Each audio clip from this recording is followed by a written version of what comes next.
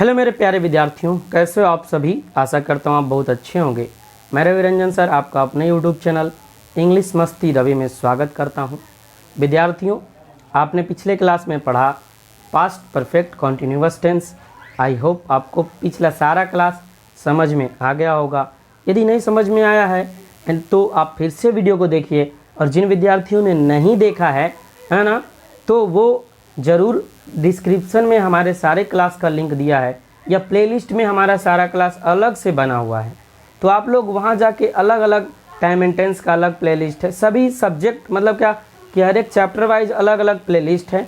तो आप लोग वहाँ से जा कर के ज़रूर पिछले सारे क्लास को देख लीजिए, ताकि आपको सारा क्लास अच्छे से समझ में आ जाए। और आज हम लोग पढ़ेंगे, है ना, पास्ट टेंस ख़त्म हो गया, तो आज हम पढ़ेंगे फ्यूचर इंडेफिनिट टेंस और फ्यूचर कंटिन्यूअस टेंस। तो देखिए, इसमें ज़्यादा कुछ पढ़ना नहीं है, इसका सिर्फ हम स्ट्रक्चर देखेंगे फ्यूचर इंडेफिनिट टेंस और फ्यूचर कंटिन्यूअस टेंस का, है ना। इससे पहले हम क्लास शुरू करें, सभी विद्यार्थी क्लास के लिंक को शेयर कर दीजिए, ताकि जितने भी विद्यार्थी हैं जो हमारे क्लास से नए जुड़े हैं या जुड़े भी हैं, वो सभी विद्यार्थी हमारे क्लास में पार्टिसिपेट कर सकें और क्लास को देख सकें। तो चलिए हम लोग शुरू करते हैं, है ना, आपका फ्यूचर इंडेफिनिट और future continuous tense. Future indefinite tense, future indefinite tense.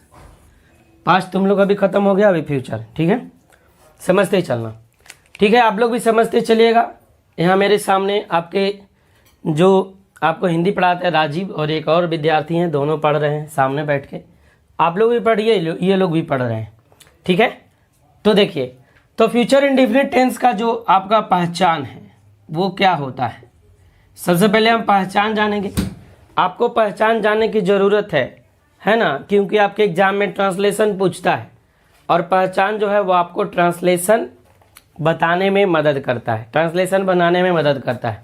उससे ज़्यादा आपको और कोई वो नहीं फ़ायदा करेगा, ठीक है। आप यदि कंपटीशन का एग्ज़ाम देते हैं तो वहाँ ट्रांसलेशन बनाने नहीं पूछ देता है, और वहाँ आपको पहचान जानने का भी ज़रूरत नहीं है, ठीक है। तो अब देखते हैं पहचान का जो इंग्लिश होता है रिकॉग्निशन। रिकॉग्निशन मतलब क्या होता है, पहचान। आगे देखिए, तो इसका पहचान क्या है, जिस हिंदी वाक्य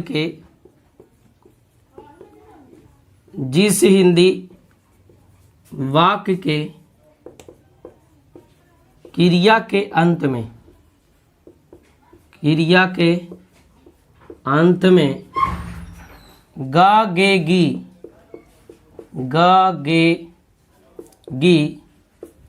इत्यादि लगा रहे, गा गे गी क्या लगा रहे, गा गे गी इत्यादि लगा रहे उस वाक्य को बार बार उसे मिटाना पड़ता है, लगा रहे उस वाक्य को हम फ्यूचर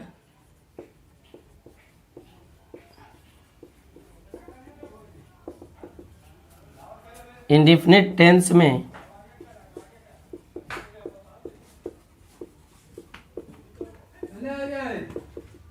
समझते हैं।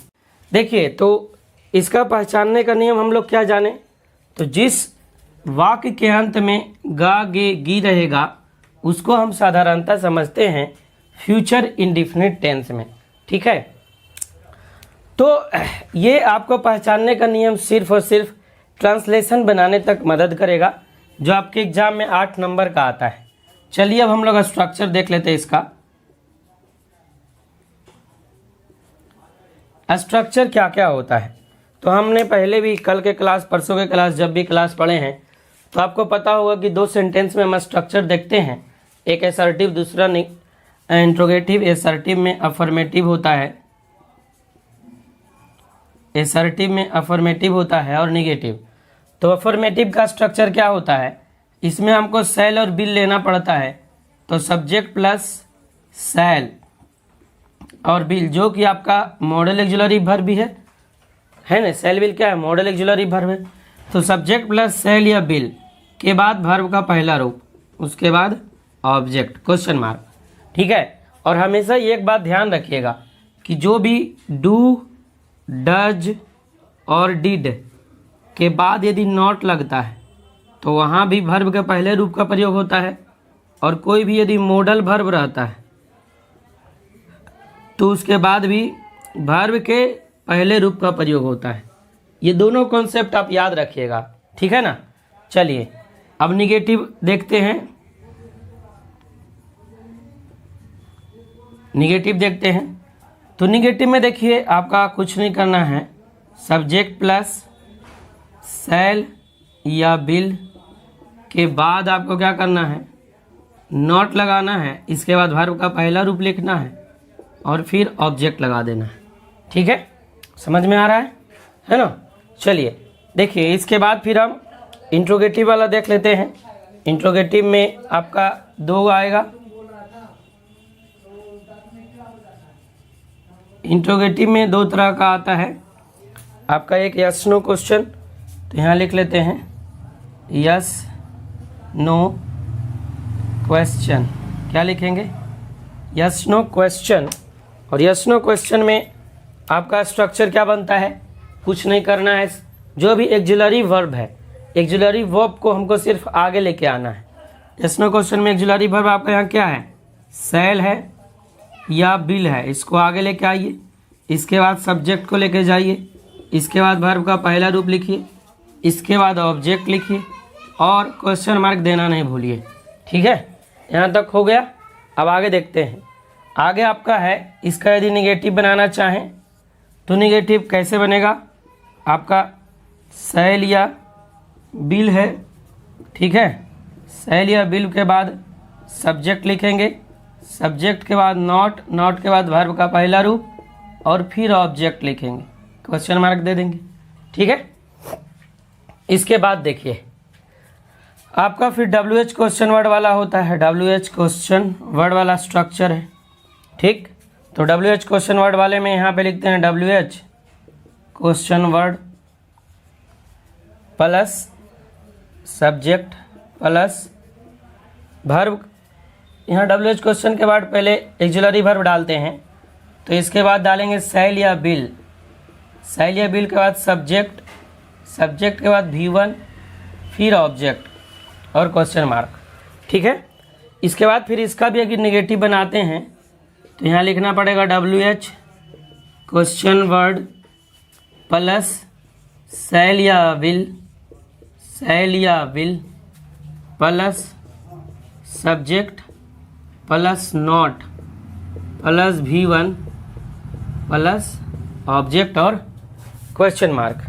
ये आपका देखिए 6 का 6 स्ट्रक्चर हो गया। अब इसके बाद इसका हम एग्जाम्पल देखेंगे। एग्जाम्पल देखने के बाद फिर हम समझेंगे सेल और बिल का उपयोग। फिर हम क्या समझेंगे, सेल और बिल का उपयोग, कि सेल और बिल का प्रयोग कैसे कैसे होता है, कहाँ कहाँ होता है। ठीक है ना, और कब कब सेंस में हम आई के साथ बिल लगाते हैं और या फिर बी के साथ बिल लगाते हैं। तो आप लोग इतना तक के स्क्रीनशॉट को ले लीजिए, है ना, इतना तक जो भी पढ़ाए हैं। फिर हम आगे देखते हैं इसका एग्जाम्पल। एग्जाम्पल के बाद देखेंगे सेल और बिल का प्रयोग, उसके बाद एक जो कन्फ्यूजन होता है वो देखेंगे। ठीक है, तो चलिए इसका हो गया होगा। अब हम इसको इरेज करते हैं।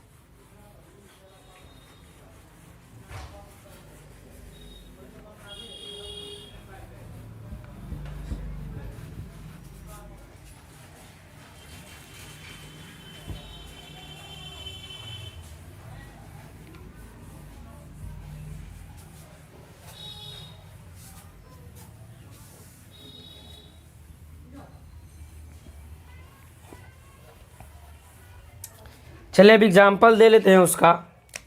तो देखिए पहले एग्जाम्पल लेते हैं, इसके बाद फिर हम देखेंगे सेल बिल का उपयोग। हम होंगे कामयाब, हम होंगे कामयाब, है ना। ये एक आपका मोटिवेशनल सॉन्ग भी है, हम होंगे कामयाब, हम होंगे कामयाब एक दिन, मन में है विश्वास, हाँ हाँ मन में है विश्वास, हम होंगे कामयाब एक दिन, है ना। और इसका अंग्रेजी भी शुरू होता है वी शैल ओवरकम, तो यहाँ लिखेंगे हम होंगे कामयाब, क्या होगा, वी शैल सक्सीड। देखिए आपका जो सक्सीड है वो वर्ब है, सक्सीड क्या है, वर्ब है, और इसका जो सक्सेस बनाते हैं, सक्सेस एडजेक्टिव है जिसका मतलब क्या होता है, सफलता, ठीक है। और उसका यदि हम वर्ब देखेंगे तो सक्सीड है। दूसरा इसी का अगर निगेटिव बनाएं तो क्या बनेगा, हम नहीं होंगे कामयाब, हम नहीं होंगे कामयाब। तो बनाइए वी शैल नॉट सक्सीड, ठीक है। इसके बाद तीसरा लिखते हैं, क्या हम होंगे कामयाब, क्या हम होंगे कामयाब। अब इसके क्वेश्चन मार्क दीजिए यहाँ। अब बनाइए shall be succeed question mark. चौथा बनाइए क्या हम नहीं होंगे कामयाब, क्या हम नहीं होंगे कामयाब क्वेश्चन मार्क। बनाइए shall we not succeed question mark. 5 number, हम क्यों नहीं होंगे कामयाब, हम क्यों नहीं होंगे कामयाब क्वेश्चन मार्क। तो बनाइए वाई, है ना, हम क्यों होंगे कामयाब, एक साथ हम क्यों नहीं, दोनों एक ही साथ बना लिए। तो बनाइए why shall we not succeed, मतलब इसमें दोनों हो गया, हम क्यों नहीं होंगे कामयाब, हम क्यों होंगे कामयाब, ठीक है। ये दोनों एक साथ आ गया तो इसमें दोनों बन गया। तो आपका देखिए पूरा एग्जाम्पल हो गया। आप लोग एक ट्रांसलेशन आप खुद बना के दिखाइए। चिड़िया दाना लाएगी, चिड़िया दाना लाएगी, है ने, चिड़िया दाना लाएगी। आप लोग बना के दिखाइए। एक गाना भी है, चींची करती आई चिड़िया दाल का दाना लाई चिड़िया, कौवा भी आया, बंदर भी आया, मोर भी आया, और बीच में उसका म्यूजिक भी होता है ना। बहुत पहले ये बच्चों लोगों का गाना है। एक फिल्म में एक बूढ़ा व्यक्ति जो है एक बच्चे को मोटिवेट करने के लिए गाना सुनाते हैं। आप लोग यूट्यूब पे सर्च करके देख लीजिएगा, मिल जाएगा ये गाना। चींची करती आई चिड़िया और दाल का दाना लाई भी चिड़िया, कौवा भी आया, बंदर भी आया, मोर भी आया, तोता भी आया, ठीक है। तो आप बनाइए the word will bring seed, ठीक है। बाकी इसका 5 फॉर्म जो है वो आप लोग खुद बना लीजिएगा, ठीक है।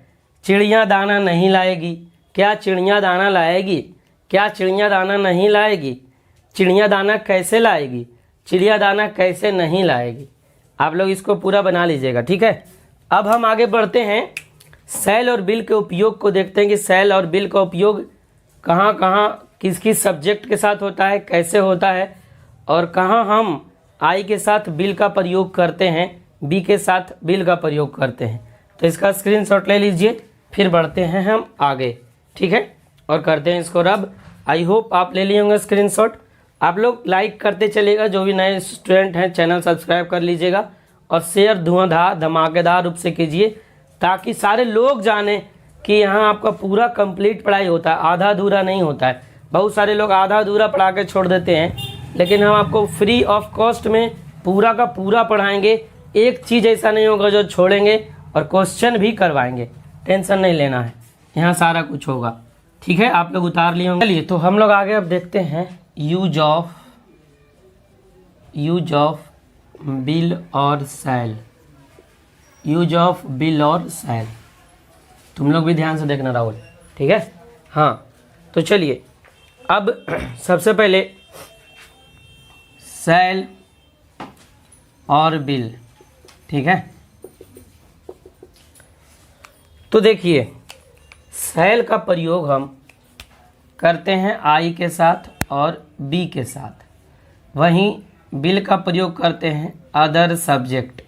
अदर सब्जेक्ट, अदर सब्जेक्ट कहने का मतलब आई और बी का को छोड़ के।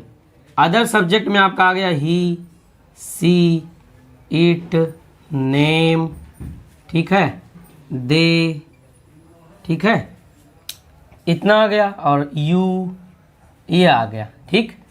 तो अदर सब्जेक्ट में ये आ गया। तो शैल का प्रयोग करते हैं आई के साथ बी के साथ, और बिल का प्रयोग करते हैं अदर सब्जेक्ट। अदर सब्जेक्ट बोले तो ही, सी, इट, नेम, दे, और जो भी कोई सब्जेक्ट रहेगा वो, ठीक है। अब देखिए जब हम शैल का प्रयोग आई और बी के साथ करते हैं और बिल का प्रयोग अदर सब्जेक्ट के साथ करते हैं, तो यहाँ इसको बोला जाता है not fixed. Not fixed, not fixed कहने का मतलब क्या है बाबू? निश्चित नहीं है। नॉट फिक्स कहने का मतलब क्या? कोई निश्चित नहीं है। जैसे आपको भी पता है कि फ्यूचर में कोई भी जो घटना होती है उसका होना या ना होना हम पहले से डिसाइड नहीं कर सकते। हम बोल दिए कि कल हम पटना जाएंगे और बीच में कुछ काम आ गया तो मेरा पटना जाना कैंसिल है, तो फ्यूचर का घटना कोई भी फिक्स नहीं होता।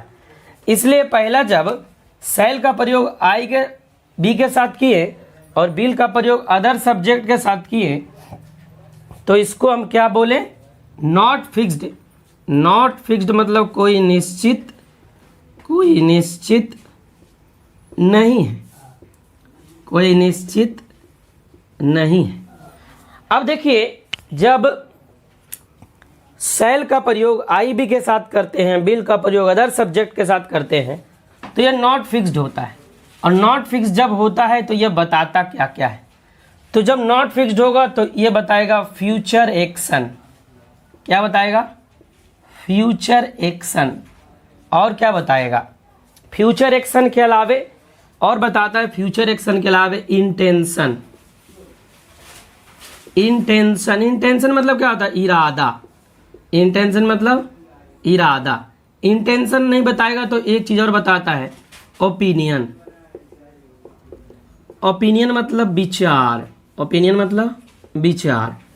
तो देखिए जब आई शैल के साथ आई बी का प्रयोग होगा, शैल के साथ आई बी का प्रयोग होगा और बिल का प्रयोग अदर सब्जेक्ट के साथ होगा तो ये हो जाता है नॉट फिक्स्ड, कोई निश्चित नहीं है।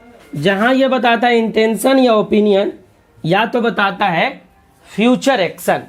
क्या क्या बताता है? इंटेंशन या ओपिनियन या फ्यूचर एक्शन। अब इसका एग्जाम्पल देख लीजिए। एग्जाम्पल देखते हैं, I shall help you.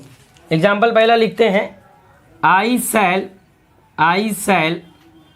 Help you. I shall help you. अब देखिए यहाँ जो है वो शैल का प्रयोग आई के साथ किया तो जनरल सेंस में है। यहाँ ये बताएगा अब हम किसी का मदद करेंगे, है ना। मन में विचार आया और उसको बोल दिए कि हाँ हम तुम्हारा मदद करेंगे, तो ये कोई निश्चित नहीं है कि मदद कर ही देंगे, है ना। यहाँ कोई फिक्स नहीं है, ठीक है। दूसरे एग्जाम्पल लिखते हैं, my friend will come here tomorrow. तो ये क्या है? फ्यूचर एक्शन है। आगे देखिए, I shall go to market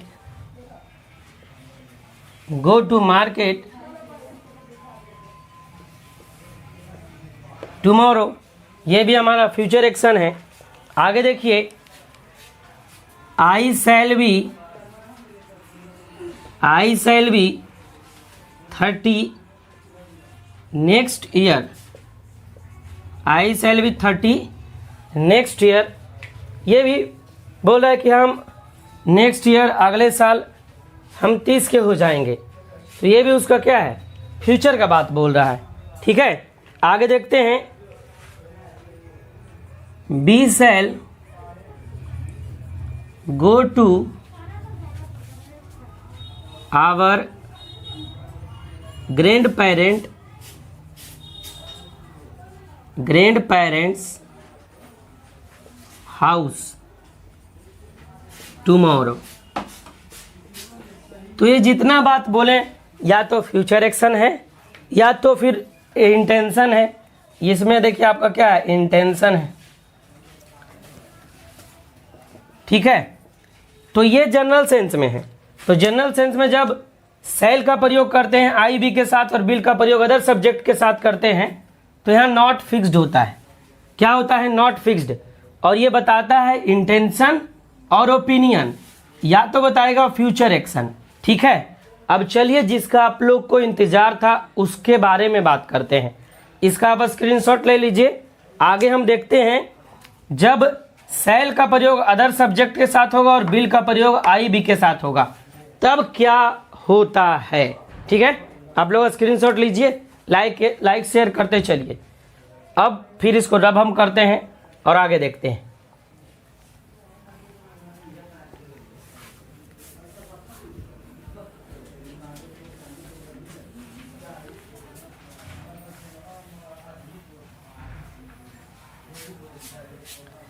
अब देखिए आगे होगा उल्टा।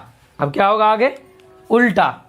अब यहाँ देखिए बिल का प्रयोग होगा आई बी के साथ और शैल का प्रयोग होगा अदर सब्जेक्ट के साथ। क्या होगा, बिल का प्रयोग होगा आई बी के साथ और शैल का प्रयोग होगा अदर सब्जेक्ट के साथ। तब क्या होता है, तब क्या होता है। तो यहाँ फिर से लिखते हैं, शैल का प्रयोग अदर सब्जेक्ट, शैल का प्रयोग अदर सब्जेक्ट और बिल का प्रयोग करते हैं हम आई और बी के साथ। तो देखिए यहाँ ही हो जाता है फिक्स्ड। इसके पहले क्या बताए थे, नॉट फिक्स्ड। इसके पहले क्या बताए थे, नॉट फिक्स्ड। वहाँ निश्चित नहीं होता है, वहाँ क्या होता है, निश्चित नहीं होता है। लेकिन यहाँ जो है, ये जब हम कुछ बोल देंगे तो वह निश्चित होगा कि हम करेंगे ही करेंगे, है ना, नहीं करने का कोई सवाल ही नहीं होता है। अब देखिए फिक्स्ड मतलब क्या है, निश्चित। फिक्स्ड मतलब निश्चित। समझ में आ रहा है ना, कोई दिक्कत नहीं। ठीक है, तो चलिए हम लोग देखते हैं अभी क्या क्या बताएगा। अब ये यहाँ बताता है 4 चीज़। क्या क्या बताता है यहाँ, 4 चीज़। लिखते हैं ऊपर 1 2 3 और ये आपका 4 और चारों का एरो हम देते हैं। उसके बाद बताते हैं कि ये 4 चीज़ क्या क्या बताता है। तो देखिए, जब शैल का प्रयोग अदर सब्जेक्ट के साथ हो, अदर सब्जेक्ट कहने का मतलब ही सी इट नेम दे यू, और बिल का प्रयोग आई बी के साथ हो तो ये निश्चित हो जाता है। ये क्या हो जाता है, निश्चित हो जाता है। और ये बताता है प्रोमिस। क्या बताता है, प्रोमिस। प्रोमिस मतलब क्या होता है, वादा या वचन, है ने। कौन सा वचन, अभिषेक बच्चन, जया बच्चन के अमिताभ बच्चन हैं, बताइए। नहीं सर, वचन का मतलब वो वचन जो केकई ने राजा दशरथ को दिया था, है ने। सॉरी, जो राजा दशरथ ने केकई को दिया था कि तुम आज मेरी मदद की हो तो हम तुमको 3 वचन देते हैं, तुम्हारा 3 वादा हम पूरा कर देंगे। वो वचन, ना कि अभिषेक बच्चन और ऐश्वर्या राय बच्चन। ठीक है, तो यहाँ क्या बताता है, पहला प्रोमिस बताता है। क्या बताता है, प्रोमिस। ठीक है, अब वहाँ हम देखते चलेंगे एक एक, और यहाँ एक एक एग्जाम्पल लिखते चलेंगे। यहाँ एक एक एग्जाम्पल भी लिखते चलेंगे। ठीक है, तो देखिए क्या बताएगा, प्रोमिस। अब प्रोमिस करते हैं, आई विल हेल्प यू। अब देखिए यहाँ यदि हम कह दिए आई विल हेल्प यू तो हम तुम्हारा मदद करेंगे ही करेंगे। नहीं करने का कोई सवाल ही नहीं उठता है। ठीक है, आई के साथ क्या लगाएं, बिल, हम तुम्हारा मदद करेंगे। और यहाँ क्या हो गया, फिक्स हुआ। और ये क्या बताया, तो आप लोग साइड में लिख लीजिए, यहाँ बताया ही प्रोमिस। क्या बताया, प्रोमिस बताया। प्रोमिस मतलब वादा या वचन। ठीक है, नेक्स्ट देखिए, नेक्स्ट बताता है ये डिटर्मिनेशन।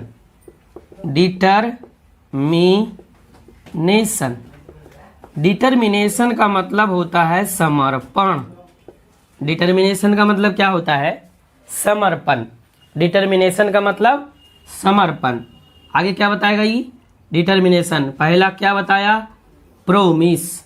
पहला क्या बताया, प्रोमिस। दूसरा क्या बताया, डिटर्मिनेशन। अब डिटर्मिनेशन का एग्जाम्पल यहाँ लिखिए, we will qualify the exam. We will qualify the exam. नहीं बोलता अबरी तो कबाड़ देंगे एकदम, है ना, जड़ उखाड़ देंगे, जड़ कबाड़ कर देंगे। मतलब क्या, वो मतलब ठान लेता है, नहीं अबरी लास्ट है, अबरी कर देना एकदम है। तो वहाँ क्या हो गया, उसका दृढ़ संकल्प होता है, उसका डिटर्मिनेशन होता है कि नहीं अबरी तो आर ने तो पार, नहीं ऐसा बोलते हैं नहीं, अब की बार 400 पार, है ना, आप लोग को भी करना है यही, आर नहीं तो पार। तो वो क्या है, डिटर्मिनेशन है। क्या है, डिटर्मिनेशन। तो यहाँ बगल में लिखिए डिटर्मिनेशन। ठीक है, नेक्स्ट देखिए, नेक्स्ट क्या बताएगा, नेक्स्ट बताता है थ्रेट। थ्रेट मतलब होता है धमकी। थ्रेट मतलब क्या होता है, धमकी। तो जब शैल का प्रयोग अदर सब्जेक्ट के साथ, बिल का प्रयोग आईवी के साथ होता है, तो पहला क्या बताता है, तो सबसे पहले सर ही फिक्स्ड होता है। पहला बताता है प्रोमिस, दूसरा डिटर्मिनेशन, और तीसरा बताता है सर थ्रेट। थ्रेट मतलब होता है धमकी।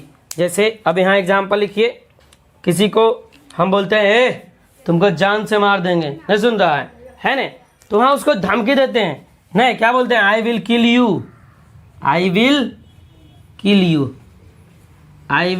यू। तो ये आपका क्या हो गया, थ्रेट हो गया। ये क्या हो गया, थ्रेट। तोरा तो जान से मार देंगे, ना ऐसे बोलते हैं ना, तोरा मार दबो, है ना, मतलब तुमको जान से मार देंगे, तो एकदम मारिए देता है ना वहाँ। तो यहाँ क्या होता है, I will kill you, threat. आगे देखिए, आगे आपका है एक और, इसमें बताता है ऑफिशियल इंस्ट्रक्शन।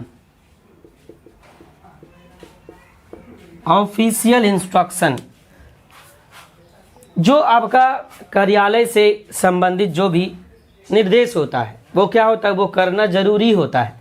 जैसे आपके एग्जाम में लिखा होता है, विद्यार्थी आपको 5 क्वेश्चन में 3 क्वेश्चन का आंसर देना अनिवार्य है, तो वहाँ क्या है, कंपलसरी हो गया।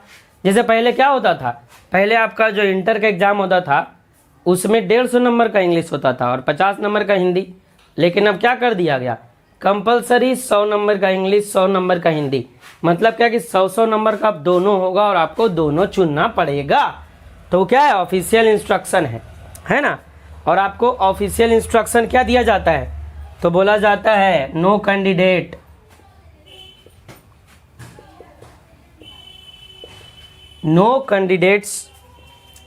कैंडिडेट लिखिए, नो कैंडिडेट शैल। अब देखिए यहाँ क्या था, अदर सब्जेक्ट हो गया, no candidate shall bring his or her mobile phone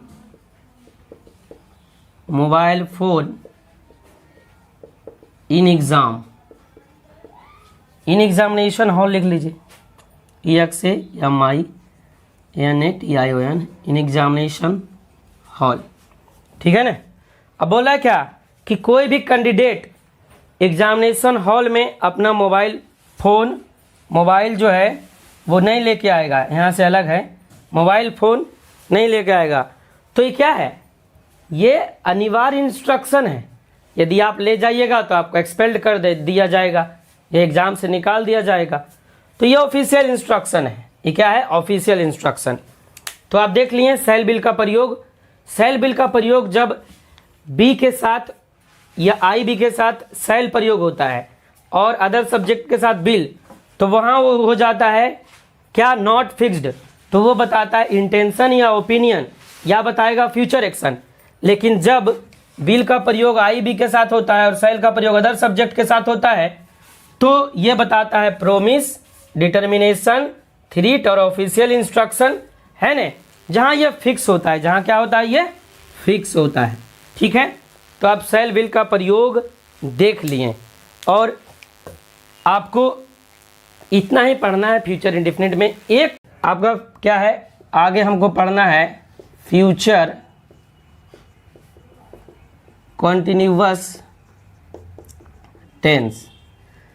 अब यहाँ थोड़ा सा समझिए कि फ्यूचर तो है भविष्य में, कॉन्टिन्यूअस क्या होता है, जो काम लगातार चलते रहता है वो कॉन्टिन्यूअस होता है। जो काम लगातार चलते रहता है वो क्या होता है, कॉन्टिन्यूअस होता है। अब ये काम कहाँ चलेगा, तो भविष्य में कोई काम लगातार जब चलता रहेगा तो उसके साथ हम फ्यूचर कंटिन्यूअस टेंस यूज करते हैं। अब सबसे पहले हम इसके पहचान को देखते हैं। क्या देखना है, पहचान को। पहचान देखने के लिए क्या करना है ना, और आपको बार बार की तरह इस क्लास में ही बता रहे हैं कि पहचान आपको सिर्फ और सिर्फ ट्रांसलेशन बनाने में मदद करेगा। और आपके एग्जाम में ट्रांसलेशन 8 नंबर का 8 क्वेश्चन आता है, जिसमें 5 क्वेश्चन आपको बनाना होता है और 5 नंबर का आता है। तो पहचान, इसको इंग्लिश में बोलते हैं रिकॉग्निशन। पहचान को इंग्लिश में क्या बोलते हैं, रिकॉग्निशन। ठीक है, अब इसका पहचान देखिए। तो पहचान क्या है, जिस हिंदी वाक्य के क्रिया के अंत में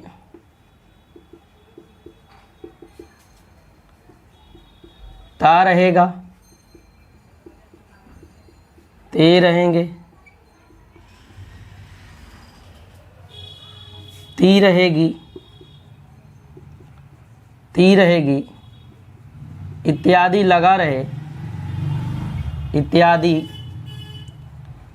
रहे,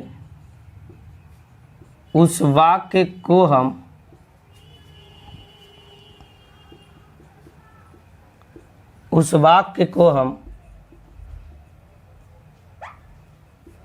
फ्यूचर कॉन्टिन्यूअस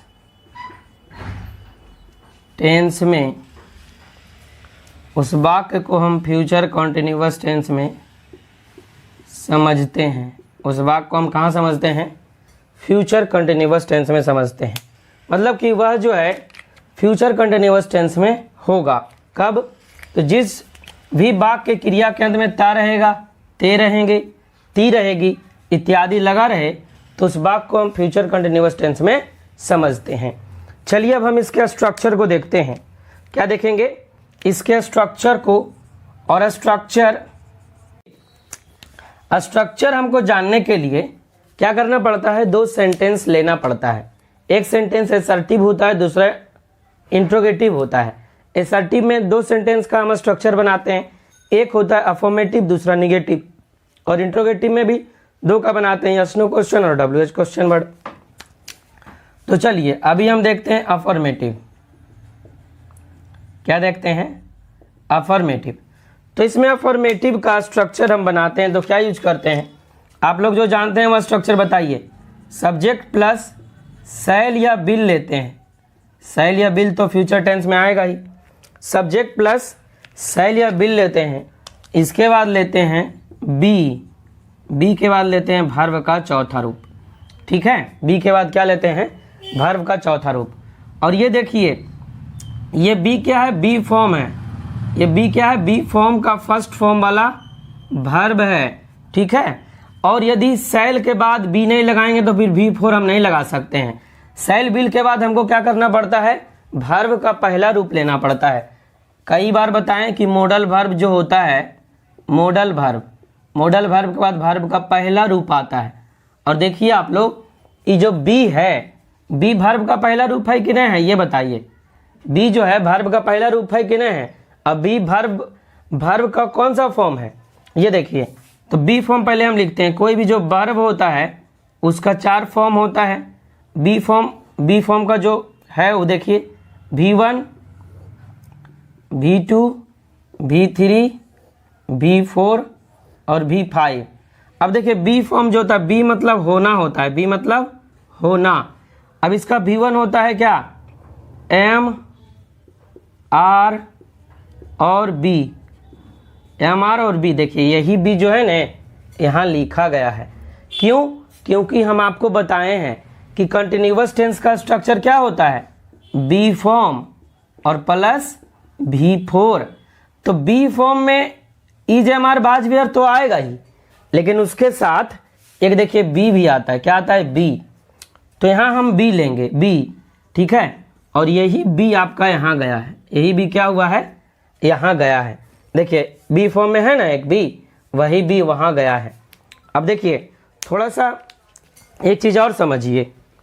एक चीज़ और क्या समझते हैं कि आपको हम बेसिक के क्लास में बताए होंगे, यदि आप मेरे बेसिक का वीडियो देखे होंगे तो, कि वर्ब का जो पहला रूप होता है, वर्ब का दूसरा रूप और वर्ब का 5वां रूप, इसका प्रयोग यदि हम अफर्मेटिव में करते हैं तो इसके साथ कोई भी हेल्पिंग वर्ब नहीं आता है। इसके साथ कोई हेल्पिंग वर्ब नहीं आता है ना। और यदि वर्ब का जो तीसरा रूप प्रयोग करते हैं, ये सब जो वर्ब है ना, ये सब सिंगल है। ये सब जो V1, V2, V5 सब सिंगल है, इसका शादी ब्याह नहीं होल है ना, मेरे जैसा। तो यही सब क्या है, सिंगल है। इसके साथ यदि अफर्मेटिव में आएगा तो हेल्पिंग वर्ब का प्रयोग नहीं करते हैं। लेकिन जब भी वर्ब का तीसरा रूप आएगा और वर्ब का चौथा रूप आएगा तो ये कभी अकेले नहीं आता है, ये जोड़ा में आता है। नहीं, जोड़ा में कौन आता है, जिसका शादी होवल रहता है, एक लड़का और एक लड़की दोनों जोड़ा में आता है ना। तो देखिए आप बोलेंगे सर तो वर्ब 3 के साथ किसका शादी होता है और वर्ब 4 के साथ किसका शादी होता है, ये दोनों कभी अकेले नहीं आएगा। तो जब भी वर्ब का चौथा रूप आएगा तो इसके साथ इधर बी फॉर्म मिलेगा। क्या मिलेगा, बी फॉर्म। अब बी फॉर्म में कौन कौन आता है सर, तो इज, एम, आर, बाज, बेयर, इतना। ये दोनों का, ये इज, एम, आर का यूज करते हैं प्रेजेंट में, बाज, बेयर का यूज करते हैं पास्ट में। यदि फ्यूचर में यूज करते हैं तो बी का यूज करते हैं, और वही बी देखिए ये है। और यहाँ इसका पूरा स्ट्रक्चर हम इसको पूरा करते हैं। एम आर बी, V2 होता है आपका बाज, वेयर, V3 होता है बिन, V4 होता है बीइंग और V5 होता है इज। ठीक है, तो देखिए देख लिए। तो जो वर्ब का चौथा रूप है उसका प्रयोग कभी अकेले नहीं होता है। और वर्ब का चौथा रूप का प्रयोग कहाँ होता है, तो कोई भी जो कंटिन्यूअस टेंस होता है उसके साथ होता है। वर्ब के चौथा रूप का प्रयोग कहाँ होता है, तो कोई भी कंटिन्यूअस टेंस रहता है उसके साथ होता है। अब वर्ब का जो चौथा रूप है वो कभी अकेले नहीं आता है, हमेशा जोड़ा में आता है, कपल में आएगा, उसका शादी होल रहता है ना। और शादी किसके साथ रहता है, होल बी फॉर्म के साथ। बी फॉर्म मतलब इज, एम, आर, बाज, बेयर और एक बी। उसी तरीके से जो वर्ब का तीसरा रूप होता है, ई भी कभी अकेले नहीं आता, जोड़ा में आएगा। ई किसके साथ रहता है, तो हैव फॉर्म के साथ रहता है। किसके साथ, हैव फॉर्म। अब देख लीजिए हैव फॉर्म, यहाँ देखिए तो हैव फॉर्म क्या होता है, हैव फॉर्म मतलब कि हैव फॉर्म वाला जो वर्ब होता है, हैव मतलब होता है अधिकार बताना। हैव जो है वो अधिकार बताता है, पास्ट, जैसे I have a car, I have a house, इस तरीके से। तो हैव का फर्स्ट रूप होता है हैव, सेकेंड होता है हैड, थर्ड होता है हैड, फोर्थ होता है हैविंग और फिफ्थ होता है हैज। इतना होता है, ठीक है ना। तो आप देखिए पांचों वर्ब का प्रयोग देख लीजिए। देखिए एक बार फिर से देखते हैं। V1 और V5 यूज करते हैं प्रेजेंट में, यानी इंडिफिनिट में, प्रेजेंट इंडिफिनिट। V2 का यूज करते हैं पास्ट इंडिफिनिट। वर्ब के तीसरा रूप का प्रयोग करते हैं सारे परफेक्ट के साथ, और इसके साथ हैव फॉर्म आता है। अब वर्ब के चौथा रूप का प्रयोग करते हैं सारे कंटिन्यूअस के साथ, और उसके साथ बी फॉर्म आता है। बस यही तो आपका टेंस है, इतना में ही टेंस खत्म हो जाता है। ठीक है, अब चलिए हम लोग पूरे स्ट्रक्चर पे चलते हैं। ये तो हम बता रहे थे बी के यहाँ पर क्यों आता है, कैसे आता है, उसके लिए। और बी यहाँ पे है क्या, तो बी जो है बी फॉर्म का ही फर्स्ट रूप है। ये देखिए बी क्या है, बी फॉर्म का ही फर्स्ट रूप है। बी क्या है, बी फॉर्म का ही फर्स्ट रूप है। ठीक है, आगे देखिए। अब इसके और भी स्ट्रक्चर आगे लिखते हैं उसको। इतना आप लोग देख लिए होंगे और समझ लिए होंगे हम जो समझाना चाह रहे हैं। इसको भी मिटा देते हैं, आप स्क्रीनशॉट बाद में ले लीजिएगा या कॉपी में सबको लिखिएगा, क्योंकि ये जो लेवल बताया जा रहा है आपको, आपके लेवल से एक लेवल ऊपर है। आपके लेवल में तो आएगा ही, आपके एग्जाम में आएगा ही।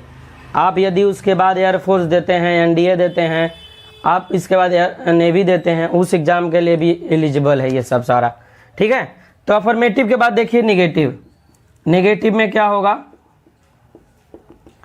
तो कुछ नहीं करना है, सब्जेक्ट प्लस सेल या बिल तो आएगा ही, सेल या बिल आएगा ही। यहाँ ऑब्जेक्ट नहीं लिखे हैं, ऑब्जेक्ट लिख लीजिए। सेल या बिल आएगा और इसके जस्ट बाद नॉट आएगा, फिर बी आएगा, फिर वर्ब का चौथा रूप आएगा और फिर ऑब्जेक्ट आएगा। ठीक है, नॉट का प्रयोग हमेशा हम सेल और बिल के बाद करेंगे। और बी फॉर्म, बी जो है वो हमेशा मतलब कि ईजेएमआर के साथ ही B4 आएगा, मतलब बी फॉर्म के साथ ही दोनों साथ आएगा। क्यों? क्योंकि आपको ही पता है जब शादी हो रहा है तो कहीं भी लोग जो हैं आदमी वो साथ साथ चाहते हैं, नहीं? उसी तरीके से ये दोनों भी हमेशा साथ रहता है, मतलब बी फॉर्म प्लस B4 या तो है फॉर्म प्लस B3। ठीक है, आगे देखिए इंट्रोगेटिव। अब देखते हैं इंट्रोगेटिव वाला स्ट्रक्चर।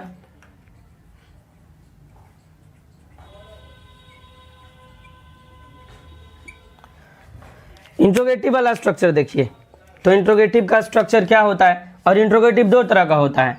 एक आपका यस नो क्वेश्चन होता है, क्या होता है, यस नो क्वेश्चन, और दूसरा क्या होता है, WH क्वेश्चन वर्ड। क्या होता है, यस नो क्वेश्चन और WH क्वेश्चन वर्ड। तो यस नो क्वेश्चन में क्या आएगा, तो देखिए कुछ नहीं करना है सर। यस नो क्वेश्चन में सिर्फ करते हैं एक्जुलरी वर्ब यानी हेल्पिंग वर्ब जो होता है उसको आगे कर लेते हैं। तो एक्जुलरी वर्ब यहाँ कौन है, सेल बिल है, सेल बिल को आगे कर लीजिए। सेल बिल को आगे किए, इसके बाद लगाते हैं सब्जेक्ट, सब्जेक्ट के बाद यूज करते हैं बी फॉर्म, वर्ब का चौथा रूप और प्लस ऑब्जेक्ट, और क्वेश्चन मार्क डालना नहीं भूलिएगा, नहीं तो एग्जामिनर आपका नंबर भूल जाएगा। ठीक है, इसका यदि हम निगेटिव बनाते हैं तो निगेटिव में क्या करना है, कुछ नहीं करना है, जैसे लिख रहे हैं सेल और बिल लिखिए, सेल बिल लिखें, प्लस लिखें सब्जेक्ट, सब्जेक्ट के बाद लिखें नॉट, नॉट के बाद लिखेंगे be plus B4 plus object, और क्वेश्चन मार्क डालना नहीं भूलिएगा। ठीक है, ये तो हो गया यस नो क्वेश्चन। इसके बाद क्या है, WH question word. WH question word वाला जो स्ट्रक्चर होता है वो, तो WH क्वेश्चन वर्ड वाला स्ट्रक्चर क्या होता है, तो यहाँ पे आता है WH क्वेश्चन वर्ड। ठीक है ना, इसके बाद जो भी एक्जुलरी वर्ब है, एक्जुलरी वर्ब इसमें सेल बिल यूज होता है, तो shall will, shall will plus subject, subject के बाद क्या यूज कर लेंगे, be plus B4 plus object, और ऑब्जेक्ट के बाद क्वेश्चन मार्क, ये रहेगा। इसका यदि हम निगेटिव लेते हैं, निगेटिव लेते हैं तो निगेटिव बनाइए, क्या होगा, WH question word plus shall या बिल, सेल या बिल, बिल के बाद लेंगे सब्जेक्ट, सब्जेक्ट के बाद डालेंगे नॉट, नॉट के बाद बी, बी के बाद वर्ब का चौथा रूप प्लस ऑब्जेक्ट और प्लस क्वेश्चन मार्क, मतलब क्वेश्चन मार्क दे देंगे इसके बाद। ठीक है, तो इतना आपका क्या हो गया, फ्यूचर कंटिन्यूअस टेंस का स्ट्रक्चर हो गया। ठीक है, अब यह स्ट्रक्चर हो गया तो इसका एग्जाम्पल देखिए, स्ट्रक्चर हो ही गया तो एग्जाम्पल देखिए। आप लोग पहले इतना का स्क्रीनशॉट ले लीजिए, ऊपर आप लोग लिख ही लिए होंगे, ऊपर वाला मिटाते हैं और इसके बाद देखते हैं यहाँ पे इसका एग्जाम्पल क्या क्या है वो देख लेंगे। चलिए इतना दूर से हमारा काम हो जाएगा, इसको मिटा देते हैं, क्योंकि अपना जो बोर्ड बनाए हैं काफ़ी बड़ा बनाए हैं ताकि सारा कुछ हट जाए इसमें। देखिए पहले एग्जाम्पल लिखिए, क्या है, गाड़ी पहले एग्जाम्पल लिखिए, मैं पढ़ता रहूँगा, मैं पढ़ता रहूँगा। देखिए ये आपके ट्रांसलेशन बनाने में आएगा काम, ता रहूँगा, ती रहूँगा, ते रहेंगे इत्यादि लगा रहे तो वो क्या हो जाएगा, फ्यूचर कंटिन्यूअस में।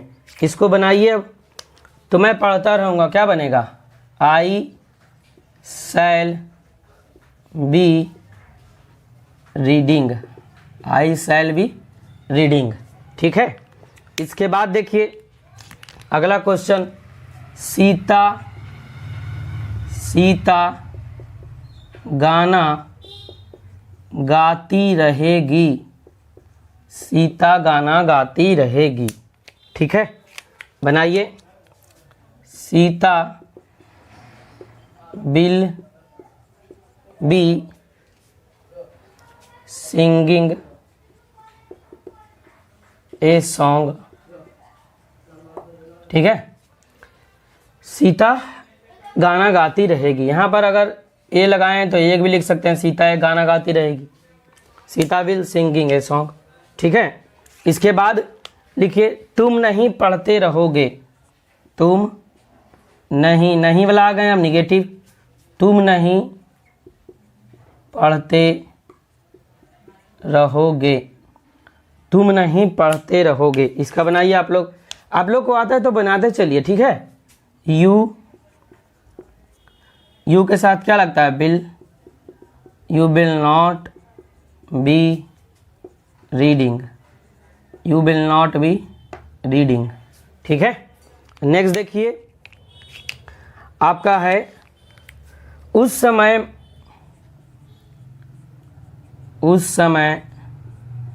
मैं काम नहीं, उस समय मैं काम नहीं करता रहूँगा। आप लोग बनाइए, उस समय मैं काम नहीं करता रहूँगा, उस समय मैं काम नहीं करता रहूँगा। ठीक है, बनाइए तो आप लोग देखिए क्या है नेक्स्ट एग्जाम्पल आपका, उस समय मैं काम नहीं करता रहूँगा। आप लोग कमेंट में बताइए क्या होगा, that time I shall not be doing work, that time I shall not be doing work. ठीक है, आगे देखिए आपका एग्जाम्पल है, क्या वह बैठा रहेगा, आगे क्या वह बैठा रहेगा, है ना, क्या वह बैठा रहेगा। आप लोग क्वेश्चन मार्क देना नहीं भूलिएगा और उतारते भी चलिएगा। तो क्या बनेगा इसका, वह है तो आगे बिल लगाएंगे, बिल ही बी सीटिंग, बिल ही बी सीटिंग क्वेश्चन मार्क। आगे देखिए, क्या तुम नहीं पढ़ते रहोगे, आगे इसका निगेटिव देखेंगे, क्या तुम नहीं पढ़ते रहोगे, क्या तुम नहीं पढ़ते रहोगे, क्वेश्चन मार्क दीजिएगा। ठीक है, बनाइए, विल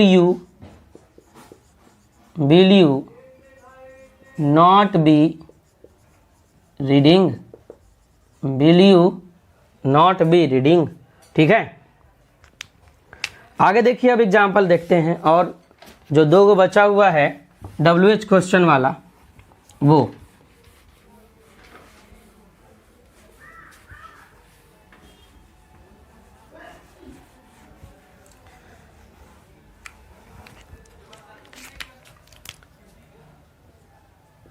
राम क्या पढ़ता रहेगा, राम क्या पढ़ता रहेगा। ये देखिए WH क्वेश्चन वाला है, जहाँ आपको क्या करना पड़ता है, एक्सप्लेन करना पड़ता है, एक्सप्लेनेशन देना पड़ता है। तो अब बनाइए, what will Ram be reading, what will Ram be reading, क्योंकि वाट आएगा WH क्वेश्चन वर्ड, इसके बाद एक्जुलरी वर्ब, फिर सब्जेक्ट प्लस आपका बी प्लस V4, इतना ही आएगा। इसके बाद देखिए फिर एक एग्जाम्पल और लीजिए, राम क्या पढ़ता रहेगा, इसके बाद लिखते हैं, बच्चे क्यों नहीं खेलते रहेंगे, बच्चे क्यों नहीं खेलते रहेंगे, सारे में क्वेश्चन मार्क देना ही देना है, ठीक है।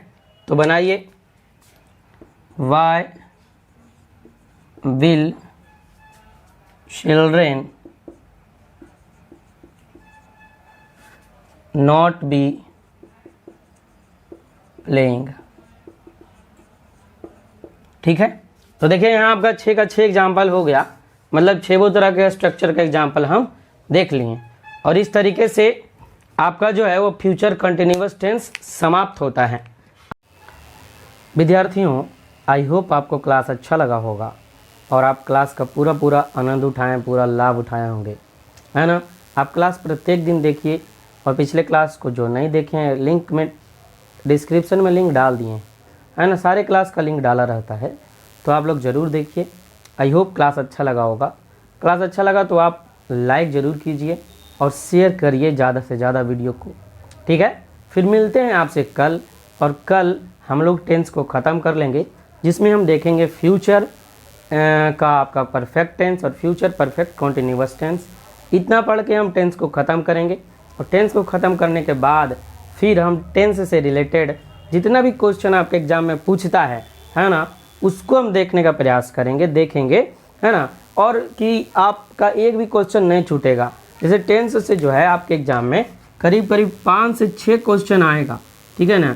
तो इस तरीके से आपको बताया जाएगा और बताया गया है पिछले सारे क्लास में कि आपका एक भी क्लास छूटेगा नहीं, ठीक है। फिर मिलते हैं आपसे कल, तब तक के लिए जय हिंद, वंदे मातरम। आप लोग खुश रहें, तंदुरुस्त रहें, मस्त रहें, और अपना पढ़ाई मन से जारी रखें, है ना। बार बार हम यही बोलते हैं, आप मन से पढ़ें, मन से पढ़िएगा तो आपका बोर्ड एग्जाम में भी अच्छा मार्क्स आएगा। क्योंकि हमारे पिछले साल देखिए बहुत सारे विद्यार्थी पढ़े हैं तो वो 95+ भी इंग्लिश में स्कोर किए हैं। तो जब वो किए हैं तो आप भी कर सकते हैं, है ना। ऐसा कोई नहीं है कि वो करेंगे, वो किए तो आप नहीं कर पाएंगे, आप भी करेंगे, बस मन से पढ़ते रहिए, ठीक है। फिर मिलते हैं आपसे कल।